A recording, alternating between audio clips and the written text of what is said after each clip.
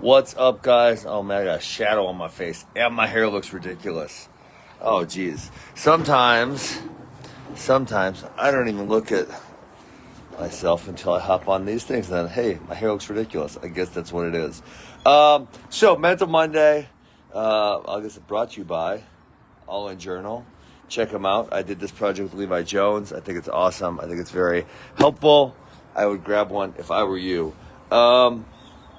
Okay, the other thing that I'm going to talk about today is I got an email last week. And remember, if you guys email me questions or message me questions on here, I will generally answer them if they're good. And it's nice material because sometimes it's hard coming up with my own material all the time.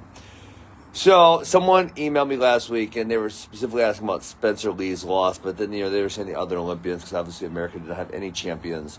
And they said, if this is such a long-term goal or something that someone's been looking at for so long, how did they get over something like this? And well, I lost the Olympics too, so I got a good life experience with this one. And I would say that was of all of them, that was probably the most difficult because, right, so I lost the NCAA finals twice, and it was like, okay, each year I was like, okay, well, I got next year. Okay, well, I got next year.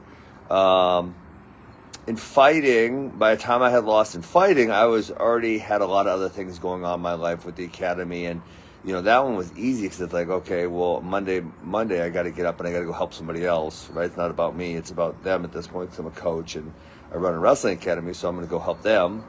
So the Olympics was for sure the hardest, and I think with all these things, and so I always bring up to kids, it's like, well, I had a great amount of success. My list of accomplishments is immense, but that being said, I didn't achieve the highest level things I wanted to. So I wanted to win 4 NCAA titles. I wanted to win an Olympic gold medal.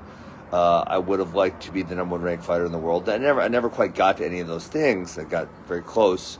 I won a couple NCAA titles, which is good, of course. But I never quite got all the way there. And the notion is whenever you start a journey, the idea that you're going to get exactly what you want to the very, very highest levels happens for so few people. I mean, we're talking, you probably count them on both hands, and then even some of those guys like Cael Sanderson, who, let's say he won almost everything, right? He'd probably say, well, I wanted to win the world championships, so I didn't win that. And then he went competing in 11. I would have wanted to win that. You're right. So even the guys who achieved at the very highest levels probably would say, well, I would have liked to have won this or that or whatever.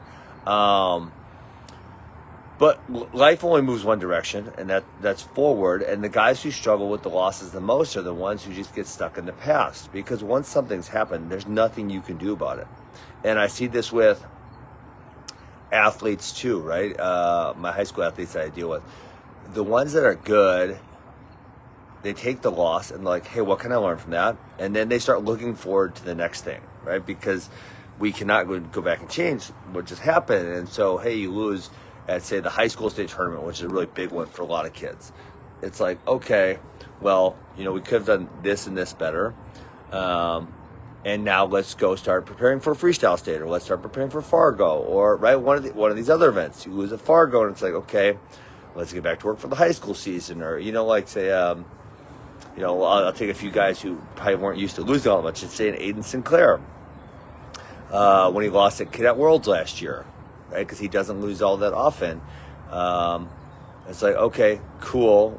We learned a good lesson here, which is, don't wait too long to pursue what we want to pursue in a match. And for him, it was like, let's go get ready for Who's Number One, which he had coming up, and then Super 32, which, was only a few months later. And so I think it's just really important so I'm speaking as a coach now, to just get the guys focused on the next thing. Like, okay, what's the next thing? So there will be very, very few events that are as hard as the Olympics, right? Because the Olympics is like, for me, when I lost, it's like, shoot, it's 4 years away. I don't even know. I don't know that I can make another Olympics in 4 years, right? If I would have kept competing, I don't know that I'm going to even compete. I had an idea that I was planning to try mixed martial arts, and so that one's really difficult. But for me, it was like, okay, I was depressed for, I don't know, we'll say 6 hours or so. And then it was like, okay, I've always wanted to go try mixed martial arts. Why don't I go do that? And so literally that day I went and made. I remember I went and sat by myself for quite a while. Probably cried a lot. And then I asked my then girlfriend, now wife, Amy. I said, hey, let's meet up for dinner or something.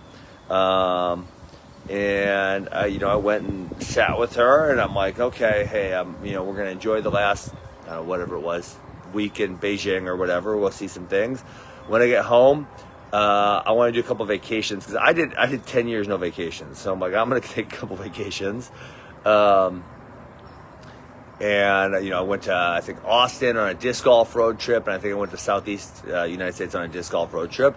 And once I get back from that, I said I'm going to start training mixed martial arts, and then ideally, shortly after that, I'm going to have a fight, and we'll see how that goes. And if it goes well, I'll keep fighting, and if it doesn't go well, I'll go back to wrestling. And so it was like literally that day, say 8 hours after my loss, it was like, okay, what's my plan? What's my plan? What am I going to do next? And right now I'm already looking forward to that, and I don't have to sit and dwell on the loss that just happened. And so sitting and dwelling is what sucks. It's what hurts. It's what makes me feel crazy. So, what's up, Mr. Gothard? How are you? And so, if we have these big losses, and with pretty much everything except the Olympics, it's really easy. Hey, here's your next competition. Let's start getting ready. Here are some things we learned. Here's some things we can do. Let's go. But even with the Olympics, it's like, well, we can cry for a while and be upset that our dreams are crushed, and then let's move on, right? There's no time machine. No one's got a time machine. We can't move back and do it over. Move on. So that's what I got to say about that. Stop dwelling on past losses. It does you absolutely no good. So unless you like inflicting self-harm for some particular reason, move on. Move to the next thing. Make a plan. Move forward. That's all I got for you guys this morning. Make sure you check out All In Journal. And then remember, I got a book coming out on sports psych, specifically kind of sports psych in combat athletics. It's coming out September 17th with David Sachs and Joe DeCina. It's going to be really awesome. You guys can pre-order it on Amazon. It's called Extreme Balance. Check it out. I'm out of here. See you next Monday. Peace.